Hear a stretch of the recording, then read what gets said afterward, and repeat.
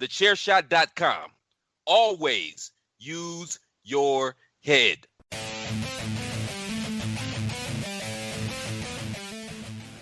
Hello, everybody. Wow. UFC 260 is in the books, and god damn, it was a good show. We don't normally get it with the main card UFC pay-per-views, but we got some highlight reel knockouts. Let's hit that intro.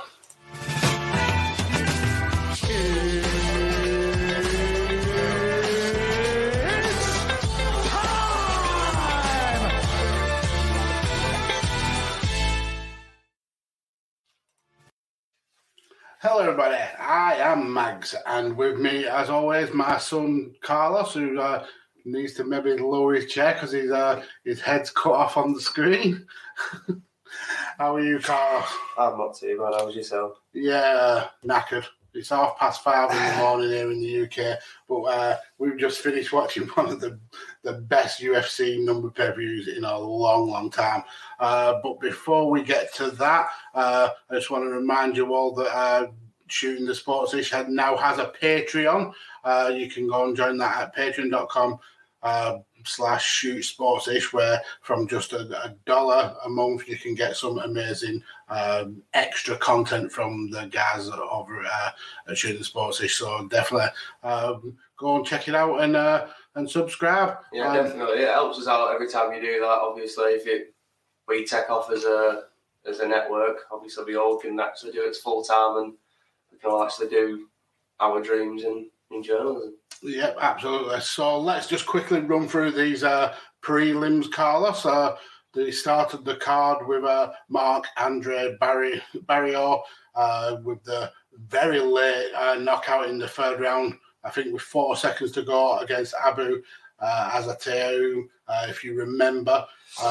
Snuck a bag of potatoes into Dubai, which... a lot of people say those were probably not potatoes. Potatoes. Why would you sneak a bag of potatoes in? It definitely was not potatoes in that bag. Exactly. Then we had 3 decisions in a row. We started with Omar Morales, again, decision against Shane Young in the featherweight division. Then a decision in the light heavyweight division where Mikhail Alexichuk picked up the win over Modestas Bukauskas. I always get his name wrong. Mm-hmm. Then in the welterweight division, Abu Bakar Nurmagomedov got the decision against Jared Gooden. The feature prelim was Alonzo Manfield getting the first round sub against Fabio Cherant. Then we went into the main card. This card, it did originally have 2 title matches on, but unfortunately Alexander Volkanovski's match was called off due to part of his team getting COVID. Mm-hmm. So we ended up with just 5 fights on the card, and god damn, they were worth it. So we opened up in the lightweight division with J-Mate Malarkey taking on Karma Werver, and we opened up with a 46-second KO, Carlos. Malarkey straight away, he just took control from the very first second, firing in the quick combinations in and out. Karma Werver kind of had the really up and down UFC career so far. I think this is like his 4th fight. He's had 2 really big wins, some like highlight reel knockouts, but then when he doesn't turn up and perform, he gets absolutely embarrassed, and he got embarrassed today. He was landed with a leaping left to the chin, which absolutely cleaned him out. And the best thing about this fight for me was the way Karma went to the floor. I mean, I don't really want to mock someone being knocked out, but this motherfucker went down like Ric Flair, where he took about 4 or 5 steps and then went down. Malarkey with a classic win, 46 seconds. Cause what did you think of it? Oh, honestly, I fucking forgot. I need to go back and watch it. I'm still in shock of what's not long just happened. Literally. But yeah, I mean, I understand this has been a monumental pay-per-view. But yeah, Malarkey really kind of making a name in that lightweight division. that was actually his first win. I think his first 2 fights were both losses. Then we went into the only women's fight on this main card in the flyweight division. Gillian Roberts breaking the record for the number of flyweight fighters in flyweight fights for a single fighter, and she took on the big hitter in Miranda Maverick. First round, Gillian just couldn't hang with Miranda. Miranda's shots were coming from absolutely everywhere. Straight punches, hooks, kicks. Robertson really kind of struggled in this first round to find a range to be able to combat the offense of Maverick. She just had more snap, I suppose, more energy, definitely more volume. In periods, it looked like Robertson was going to be lucky to get out of this first round. She did end up getting took down with a trip, but was back on her feet pretty quickly.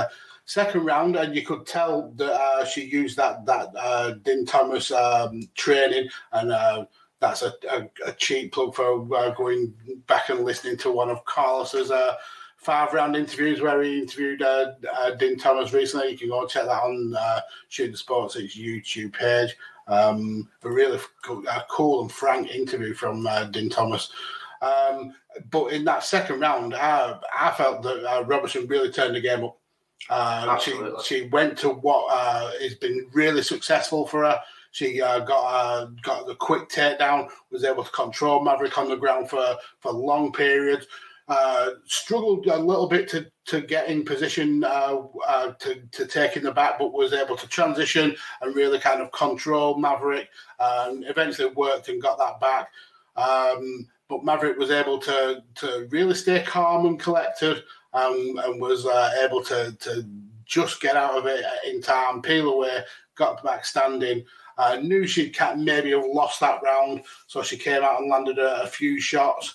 Going into the third, it was then Maverick who thought, yeah, I'll start playing the ground game, and really turned up. And for me, this was more impressive because it showed she's got levels to her game. This is not something that she needed to show in the first fight, but she certainly showed that she's more than comfortable hanging both on the feet and on the ground. And she really dominated Robertson in this third round in terms of she kept her on the ground for pretty much all of the round.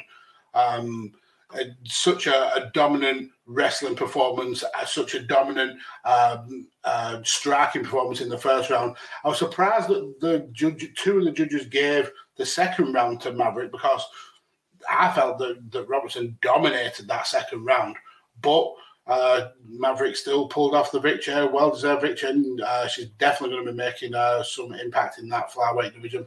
Definitely, you can tell she was a bigger fighter coming into the fight. Obviously, I were in favour of Juliana.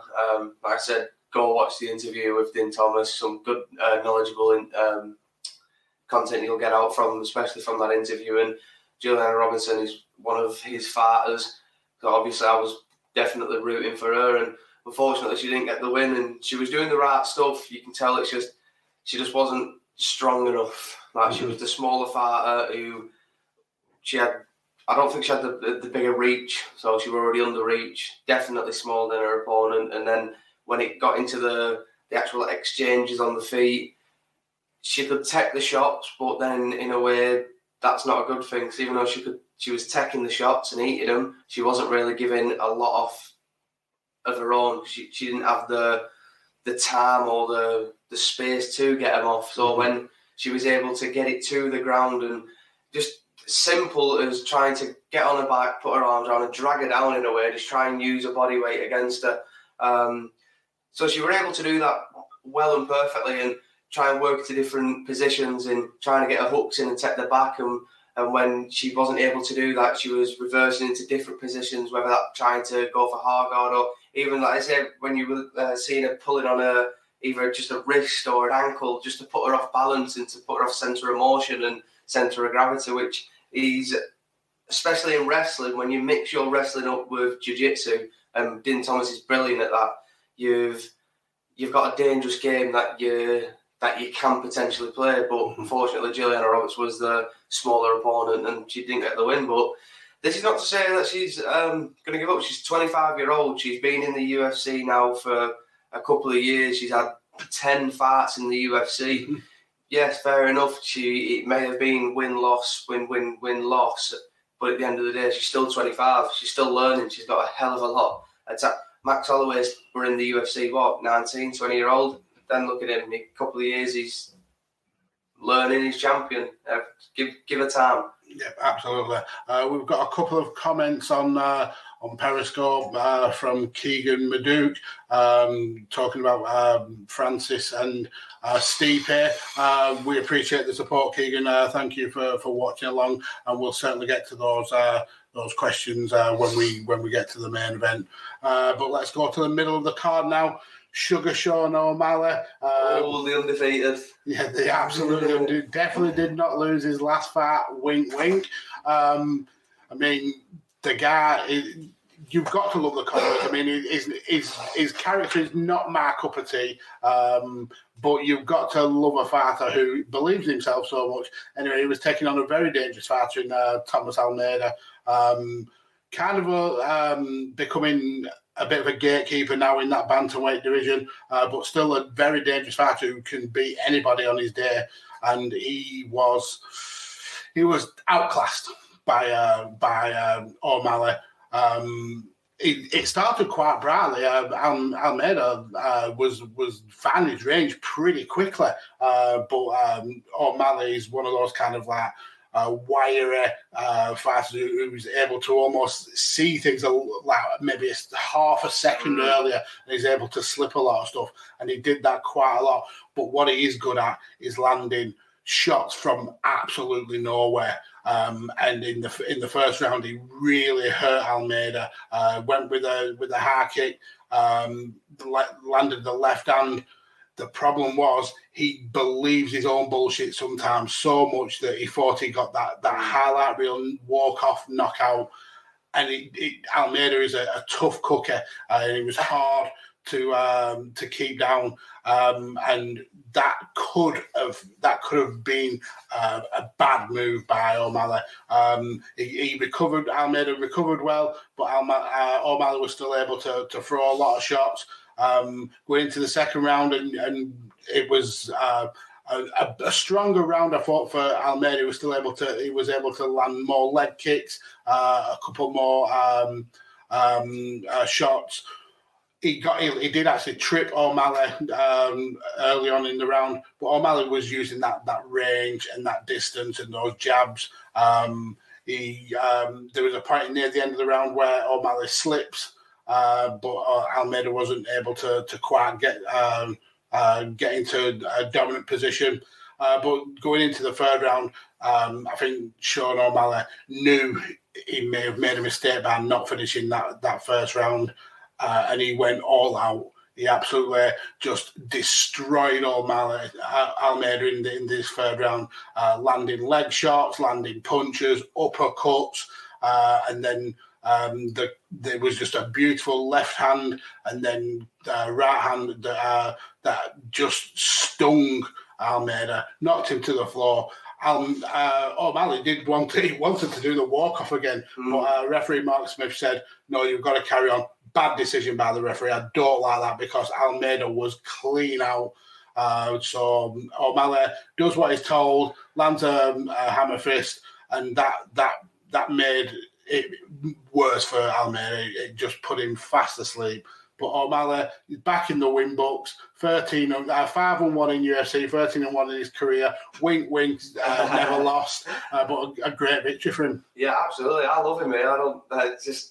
He sort of grew on me now, especially with his honesty of what he did after with the weigh-in show when he was on it, and he was saying about how he takes a little bit of persona from like Conor McGregor, the way he sort of influenced his own career and made it big with not only with the flashy finishes and obviously the showing off and obviously the talking as well, which a lot of people love to see, and you do in a way. A lot of people do love to see it, especially like a guy like O'Malley. Has wacky colours, he smokes weed, he plays video games and he knocks people out. He has a very, very kind of controversial podcast. Yeah, we're not going to go into that because I'm scared of Megan. So, it's with him taking the victory now in the fight. Fair enough, but the walk of KO, a lot of people are probably going to jump on him saying, "Oh, look at you, you are doing that. You think you're better than you are." But then just take it in a way of you're in the 21st century. Look at how much that would have gone absolutely viral for everyone's phone. Just him, just doing like he did with Eddie Weidman. Eddie Weidman. Weidman. Yeah, Weidman. Like he did with him, where it was just a feint uppercut and then it was just overhand right, and it was just an absolute beautiful walk off KO. Just imagine if that happened again, and that's what Dana wants to see. That's what the UFC wants to see, and at the end of the day, that's gonna get him a guarantee. If we were to watch UFC Dana White and see what he says, guarantee Sean O'Malley gets a bonus from that, and I wouldn't expect him to. Essentially, he should have two because he did two walk-off knockouts. Well, yeah, in one fight. He got two finishes in one fight. But then again, that answers the question: is his legs as fucked as we think they are? Is his ankles messed up? I don't think they are. He was throwing them well in the fight. Fair enough. We always say in the gym, when you're throwing leg kicks or throwing body kicks or head kicks especially, you always want to make sure that you're not just throwing your leg and letting it go jelly and letting it go over the place. You want to be controlling it, tightening it up, and especially if you're not tightening your ankle up and you're hitting someone, you're going to do yourself more damage. Yeah, you potentially could just break it, and it's at the end of the day you are finishing yourself. And it goes to show O'Malley was kicking perfectly in the fight, but not only that, I saw him in the fight. He was touching his cup a lot, like a hell of a lot, just touching his cup, whether that just been adjusting it or just physically putting his hands down just to touch his cup. And maybe that's one thing he'll look back on his coaches and be like, oh, a little habit that we'll get that out of it. But if I were Thomas, I would have. I'm no professional fighter, but if I were Thomas, if I picked up on that, surely it's got Eden, and he never capitalised on it. Not once did I see him in the fight, him going, I'm going to wait for him to piss about his cup, and then I'm going to shoot him with a once. And he never did that, which were bizarre to me. But again, Sean O'Malley's one of these fighters where you've got to put pressure on him, because if you don't put pressure on him, he's got room to work. He's already a lean fighter as it is, and he's already tall, and he's already got them spider arms that'll reach you from other end of the building. So he's one of the fighters you have to put him up against the cage, pressure him, take them legs away from him, wrestle him if you have to. But again, he's dangerous with that. He's a grappler as well. He's a mixed martial artist. He's well-rounded. He's a young guy coming up. How old is he? 23, I think. No, he's not 23. I don't think he's that old. He's in his 20s. Let us know in comments how old he is. But yeah, he's only young, so again, he's another one who's got a learning curve, and just hopefully, with this win, the way he won, hopefully he don't get too big-headed like he did with his last one, and you know that he is going to. Yeah, he probably is going to, and he's probably going to get hated for it, but I reckon if he doesn't become a prick with it, or too much of a prick with it, I reckon he'll actually keep some of his fans, and it'll do better for him in the long run. He's 26 anyway. Oh, 26, really. So yeah, he's only young. So he's still got time to improve, still got time to learn. But yeah, congratulations on the win, and what a good win for him. Just hopefully he's done. I'd like to see him champion in the future. Obviously, if you were to say put him up against the champion now, he'd get absolutely beasted, because that's all he looks for is the finish. And sometimes at the elite level, you can't just look for the finish, because as soon as you start looking for the finish, that's when you'll get basically put out. You'll leave yourself open. Yeah, absolutely. We've got some love from our Twitter and YouTube fans here. We've got Tanner, my tag team partner from Radio Texas. I'll be speaking to him tomorrow. He said tonight was full of nasty knockouts. O'Malley should have finished the fight in the first, absolutely, but he still got it in the end. Yeah, 2 highlight reel knockouts in one fight for him. My dude Ray Cash, Rance Morris, has put, refs have got to figure out what a stoppage and what is not. It's been one of the banes of this show for us, refs not protecting the fighters enough for me. That's their main job in the octagon, and it's not happening enough for me. It's not happening enough. I went before the UFC 260 event. I went a couple of hours before the event. I went live with my guy Emmanuel from Prospect, and one of our conversations we had were about the referees and about how judges work and doing the 10-8 rounds and scoring the fights and going into all that sort of stuff. Go give it a listen to. But yeah, it's mad how they need some retraining there. Obviously, you've got the people, your good referees, your Mark Goddards. I don't know what's happened with John McCarthy. He's doing a lot of commentating, but I wouldn't mind seeing him a lot more in the octagon. I think he's got an exclusive deal with Bellator now. Yeah, he's doing a lot of commentary work, but like I said, I wouldn't mind doing it because Herb Dean, he were one of the best, and I agree with Dan Hardy. A lot of people are giving Dan Hardy shit, but fuck you, he's speaking facts. Herb Dean is making a couple of mistakes each time he fucking ref, so yeah, you can't be someone shit for just speaking facts. Well, you can, but again, fuck you. So my dude Matt JC has put Ngannou has got the nastiest jab. I agree.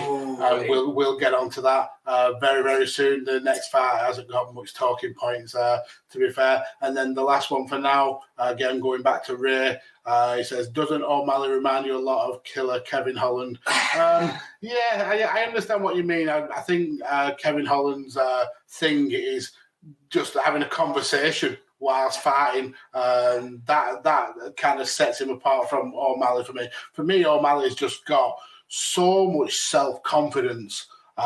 He just does not give a shit what anyone else says or thinks. He believes that much in himself, and you've got to be like that. If you want to be a champion, you've got to have that self-belief. What you need to do, though, is manage it with being able to take criticism and being able to learn. I think O'Malley has certainly shown in this fight that he took the bad points of the loss and was able to rectify and learn on them, and that's what an elite level fighter is able to do. Absolutely. So let's go into this co-main event, and these kind of fights make me sad. They really, really make me sad because you're seeing the downfall of someone who was an absolute killer in these streets. Tyron Woodley, from his time in Strikeforce and from his time as a welterweight champion in the UFC, was a murderer, an absolute murderer. But when you see somebody lose a couple of fights and they get that kind of self-doubt and they get that that feeling that they just don't want to be there, that the sport has passed them by, I felt that he had that in the last fight. And he certainly showed it again in this fight.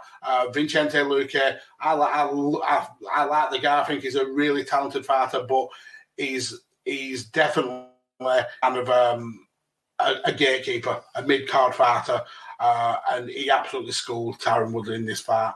We started off at the beginning, and Woodley, he showed a little bit of passion, and I thought... He started fast, and he hasn't done that in a hell of a... He hasn't done that since being champion. Yeah, he hasn't. He's literally was straight away.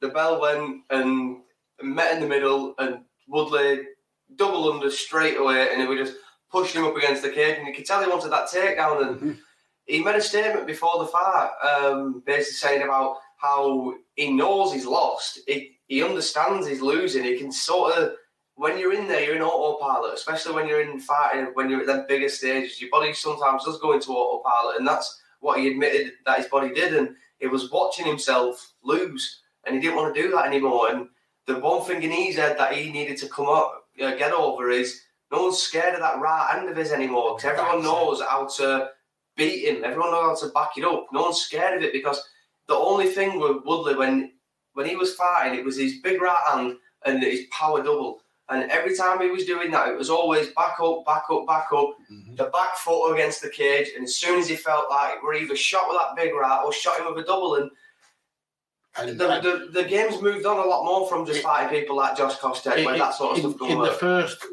2 minutes of this fight, Luque proved that those are defendable, because he avoided quite a few of those big right hands from Woodley. And when Woodley went in for the shoot, Luque was able to defend it perfectly. And that's what put Woodley in trouble, because he was driven to the fence. Well, that's the game. The game just evolves too much, and the one thing that put Woodley in trouble is the fact is he did what basically Francis did before he's learnt a lesson. He's gone out there and he's looked for the finish, and he's dropped his hands, and LeQuente's just been able to jump on that and crack him, and that's exactly what's happened. In a way, he's got his confidence back, but he's overconfident. He's thinking, I'm going to go out there, I'm going to make a statement, I'm going to probably pick him up, I'm going to slam him on his back, I'm going to take control, I'm going to either sub him out or I'm going to TKO him with punches. That's in his mind, that's probably what's going to happen. Do not set his defence. Coach, I honestly love your game plan, but I think Woodley's done. He's absolutely done. I don't think he's got the passion. Yeah, I don't think he's got the passion for it anymore, and especially when you're not just training for a title. If you're training for like this, and I can just tell how much training he's put into it. And for him to put his best, because that was his best, that he's not going to get better than that. He's only getting older. He's not getting younger. He's not going to get stronger. Everything now is going down. He's been on top of the world and he's lost it. And it's going to be a hard road for him to get back. It's his last fight on his contract. I don't believe he retires. I just don't want him to be one of that there. It's like, right, being in a reigning champion to 4 losses in a row and then keep just losing and getting on hopes of, I'm still one of the greatest in the world. It's like, no, you're not. At this point, no, you're not. You need to think about, is it worth getting smacked in brain? To, you know what I mean? Put him up against Usman now. Put him up against Usman. Put him up against Usman. Put him up against Colby. Put him up against Burns. Do you see Woodley winning them fights after this one? Well, no, because he's lost to all of them. Exactly. So you could put him up against anyone in the top 15, and you wouldn't back Woodley to win. Anyway, let's just quickly go over the finish. So basically, he was cracked with a big left, which sent him stiff legging it to the cage. How he stood up was absolutely unreal, because his legs locked. He was basically, they were just wooden. He grabbed the cage, which is something I'm surprised he didn't get pulled by with the ref. That kept him standing, which gave Luque the chance to take the fight to the ground, locked in the Darce choke, and the fight was pretty much over. I assume you're laughing at some of these YouTube comments, so we'll quickly go through them again. We have got Mark JC coming back with Woodley needs to hang it up. He's getting to the point where Chuck Liddell was at the end. He just doesn't have it anymore. I fully agree with you, Mark. Sometimes fighters just don't realise when the sport has passed them by. I think Woodley is realising that, because he's just not shown the effort or the passion in his last couple of fights. But it looks like he's going into that stage for me. Then we've got Ray. That's mean, Ray. That is very mean. Fucking nuts. We've got again coming back with Woodley's career is over. So sad to see. The thing is, I think his UFC career might be over. I don't think his fighting career is over. I don't think he'll just pack it in yet. I would not be surprised to see him show up in Bellator. Yeah, this was his one last loss before a title shot in Bellator. That's literally that meme that goes around with fighters like that, where it's like, they're one more loss away from a title shot. He's literally one more loss away from a title. He's got his loss. You're definitely going to see him having a title shot in Bellator. Yeah. I wouldn't say go to one. I'd push it at PFL anywhere else. It'll be Bellator. Bellator. I couldn't see him going to anywhere. Personally, I couldn't see him going to anywhere else. And then another one from Ray's put, by the way, Luque versus Nate should be for the BMF title 2021. Do you know what? This is the second time. Usman's the BMF champion. Usman whooped the piss out of Masvidal. Luque, this has been like the second or third time that Luque has called out Nate Diaz, and Nate Diaz has absolutely ghosted him. I don't think he's on name level with Nate Diaz, to be fair. I know. I'd say so. Fight level, I dare say, could hang with him, but I mean, Nate Diaz is a huge name. I understand why he's done it. He's one of his training partners. One of his training partners is Gilbert Burns, and Gilbert Burns is obviously in that sort of picture with Colby and Usman to fight for the belt, and then if he were to get up there and get into that title picture, he's then he will have to. It's inevitable. He's going to have to fight. He will have to fight Burns at some point, whether that be for the belt or the number one contender for the belt. So he's going to be up there. So shouting Nate Diaz out, that's a money fight, definitely, because people are going to pay for Nate Diaz to watch him, but as well. I'm not saying he was in the wrong for shouting out Nate Diaz. I'm just saying Nate Diaz is not going to. He won't accept it. Yeah, he's not going to acknowledge it because for Nate, Vicente Luque doesn't give him 1.5 million back. Yeah, he don't do nothing for him. He's either, if Nate comes back, if anyone was to fight Nate, Nate's either fighting Masvidal or Conor after when Conor loses to Dustin again. So Mark JC's come back with another comment. Bellator is the I Won't Retire organisation. so Woodley will be there by the end of the year. And I won't retire. I believe you've hit the nail on the head there, Mark. And looking at the some of the welterweight fighters in Bellator. There is some interesting fights there for Woodley, to be fair. You've got Lorenz Larkin, obviously used to be in the UFC, but you've got Chidi Jacane. You've got Venom Page in there, which would be a good name for him to knock off. Paul Daly's still over there at Bellator. Douglas Lima's there. You've got... I think Douglas Lima's will be UFC soon. Yeah, I wouldn't be surprised. Ray is just absolutely bringing the comedy fight today. So he's replied to Mark's comment about Bellator being the I Won't Retire organisation. So he's put, so it's essentially AEW. Anyway, let's get to the main event. But before we do that, okay. You know who has signed to the UFC? Paddy Pimble from Cage Warriors. Yes, did you see his call-out video? He absolutely did. You've got Graham's number. Give him a ring. Absolutely. I love him. Brilliant. He's a throwback to the 1960s Liverpool. Absolutely. I love the way he's done it. A lot of people were calling him from Cage Warriors about 4 years ago saying, why are you not in the UFC? And I can understand it. He said he wasn't ready. Yeah, I totally agree with him. He's done it right. Cage Warriors, fair enough, they're on Fight Pass. He's a big name in Liverpool. He sells tickets for days. He has people watching him left, right and centre. But he's stayed on a smaller show and not picked his opponents, but he's fought whoever they've put in front of him, and he's beat them on a smaller level to where he's just working on his skill set, and now he's finally in the UFC, and he's going to make waves in that featherweight division. It certainly is. So after I was rudely interrupted there, let's talk about this main event. The fact that this card was built around Stipe Miocic going to defend his baddest man on the planet title, taking on Francis Ngannou. These two fought a couple of years ago, and Ngannou was absolutely decimated by Stipe.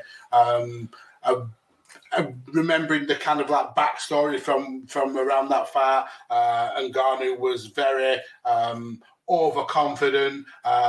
He was still a relatively young fighter, full of piss and vinegar. Didn't train well for the fight. Didn't believe he needed to wrestle because he just knocked fools out left, right, and centre. And he was totally embarrassed by that fight. And that fight brought him down to earth.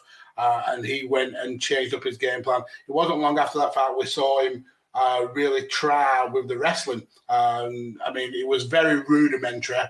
But you could tell that it was a wake-up call for him, and he knew that if he wanted to be the best fighter in the world, he had levels to the game to add. And he added those levels today.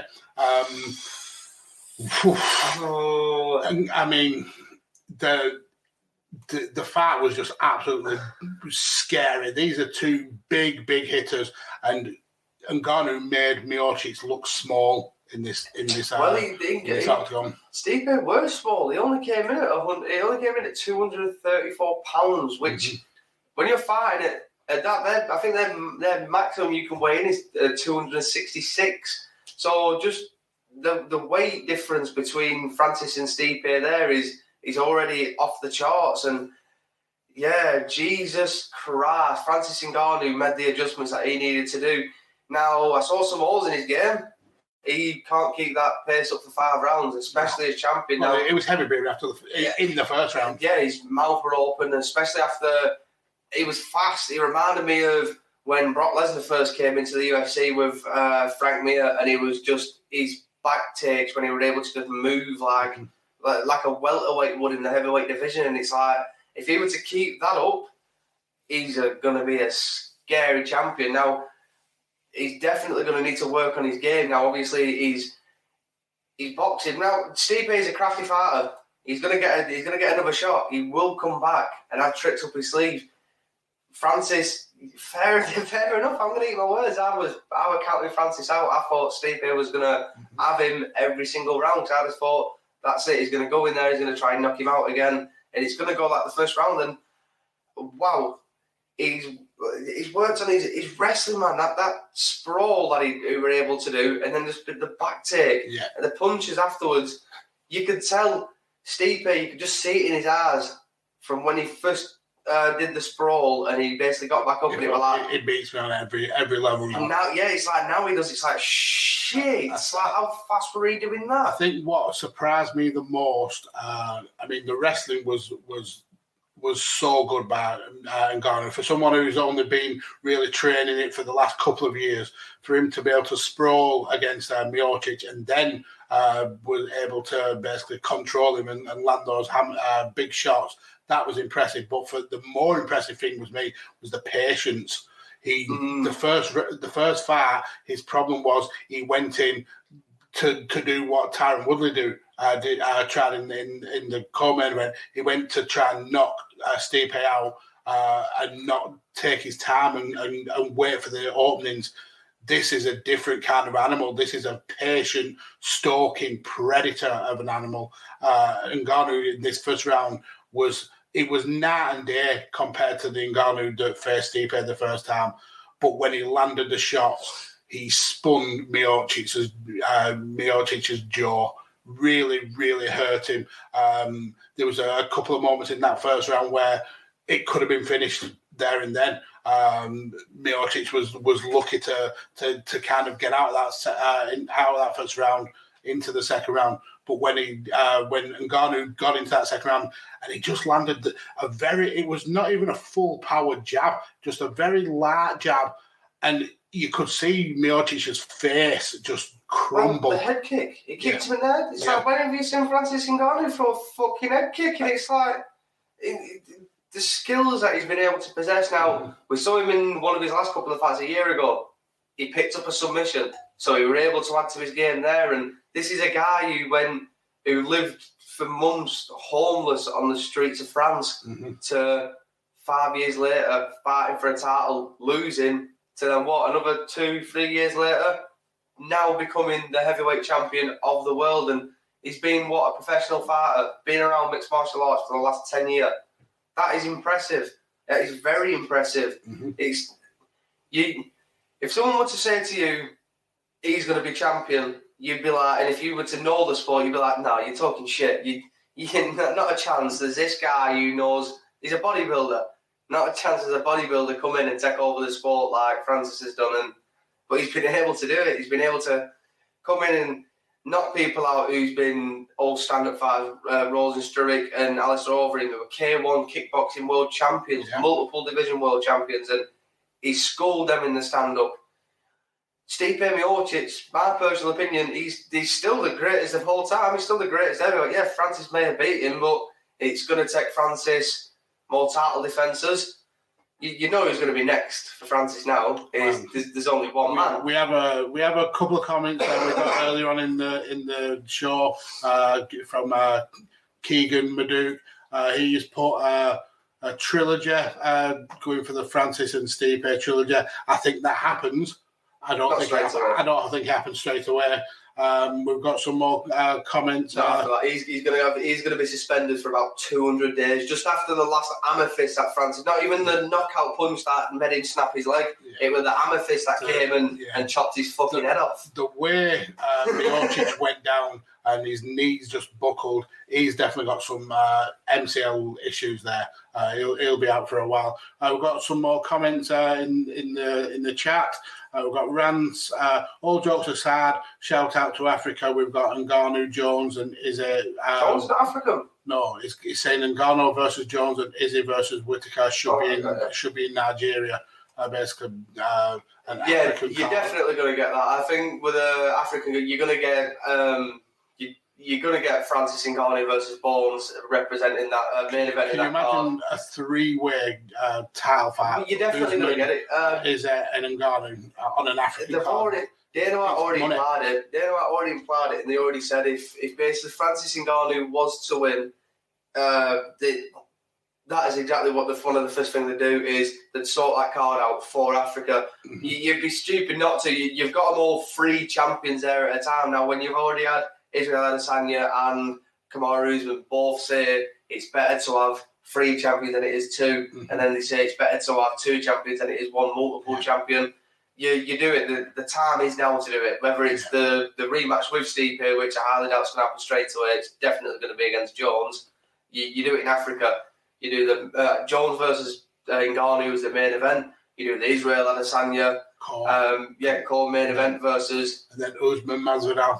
I mean that's already. I'd say Usman Colby because Colby that needs to happen. I agree with Ben Askren. Ben Askren came out today and he said Colby. That would be Colby's worst nightmare having to fight in Africa. But it would be it'd be good because at the end of the day, look at Usman's last performance against Burns. Yeah, fair enough. He finished him and he made easy work of him. But in the first round, Burns nearly finished him. And the only person who's really took Usman to deep waters, bar from Burns, is Colby.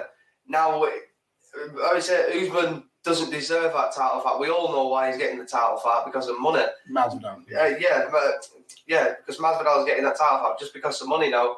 Yeah, I think that's what they do with that card anyway, with Masvidal and Colby going there. But then you've got to look at it as it's the biggest card. You're going to Africa. You're going to the biggest continent. And that fan base in Nigeria is rabid. Absolutely rabid. That's it. It would sell out that day. That's it. You don't just do anyone now. That's the problem that you face. Who is he facing if he was to fight in Africa? Who's going to top Francis Ngannou versus Bones and Usman versus Colby 2? I mean, the obvious fight is Whittaker. It's Gastelum if he fucking beats him. It depends. It all comes down to that fight in that division.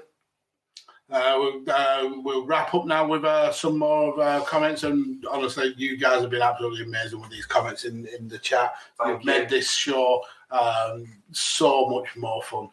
We've got Matt JC coming back with John Jones tweeting, "Show me the money." I saw that right after the fight ended. That's the money part.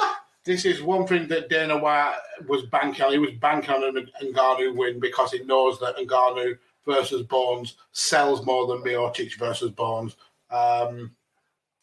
Then we've got Tanner saying Francis throwing that head kick in the first looked like one man throwing a tree at another man. Absolutely. And for me, it was a really slow-paced kick, but there was just no gain out of it. It was just like a caber toss. Then we've got Mark coming back with Ngannou's biggest thing was he needed the ground defence, and he's getting there, absolutely. But not only the ground defence, but the ability to turn that defence into offence. Yeah, it's not just the defence, the offence. Yeah. But he did do something stupid there. He did try, and DC made that point known straight away. As soon as he was defending, and as when he was doing the defensive wrestling and were able to get back to the feet, he should have got back to the feet and left it there rather than go to offense. Even though it's good that he's showing that he's got offensive, he's also knocking motherfuckers out. Yeah, that was him going into early career Francis Ngannou mode where it was just all offense. I think he caught himself, didn't he? And he reset himself. Yeah, but he was patient. He brung himself back around. He were able to keep himself composed and hang on a minute, we've got a game plan. We did this in the last fight. Don't fuck up. Yeah, so we've got Tanner with Francis punching Stipe's head from Stipe's back is when the game changed. Yeah, that for me was when Stipe realised... That's when it turned from a fight to a fucking murder. Yeah, Stipe realised his one massive advantage against Francis was not exactly an advantage anymore. I think he puts a bit of weight. If he does to fight him again, I think he don't weigh in at 234. Yeah. I think he puts a good bit of 10 to 15 pound on. You're going to put that on, it's going to help you out absorb a lot more of his power. Yeah, and Mark JC said that jab that took Stipe's legs out from under him popped me, and Ngannou was scary strong. Yeah, the jab was a nothing jab as well, though. That was the worrying thing. It was a tester jab, like a range testing jab, and it spun Miocic's jaw, and Miocic was just shocked by it. Well, that's a scary point. You've got Usman now. If you can just go back, he's had Usman in his corner. Him and Usman has been spending a lot of time together. Usman has got a scary jab like a piston. He were able to drop Burns with it. He were also able to drop Colby with it. I'm not surprised Francis Ngannou has been able to pick up technique from the welterweight champion. And he's not only picking up, he's showing that he's been able to use them. He's just won a fucking belt and killed a man. Wow. And the last comment, Ray, oh my God. Covington going to fight in Africa is like sending Donald Trump to present at the BET Hip Hop Awards. Wow. Covington, I mean, it would be almost as shocking as the news that came out that Ronda Rousey is essentially African American. That came out this week, which is just absolutely, it's ridiculous. Oh, give me attention. Shut up, you prick. Anyway, guys, we honestly do appreciate all the support and the love in the chat. You made this show really, really fun. No event next week. We actually get a week off for the first time since...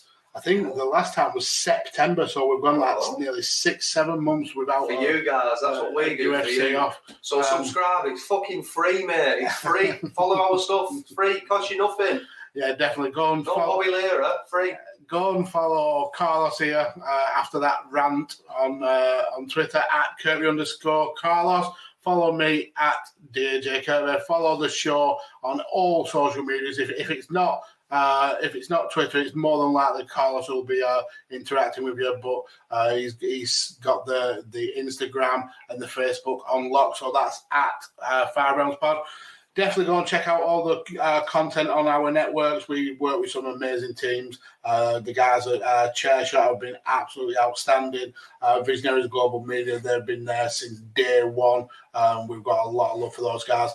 And then Shooting the Sports-ish, where you get to see us live and in living colour every week, bringing this content for you. And like I said earlier, if you like what we're doing here, definitely go and give our Patreon a subscribe over at patreon.com/shootingthesportsish, where we'll be providing you loads of extra little content there. But for me, this has been absolutely amazing show. I am worn out. It's nearly 7 o'clock.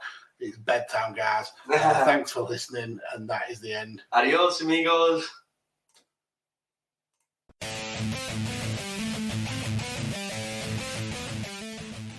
TheChairshot.com. Always use your head.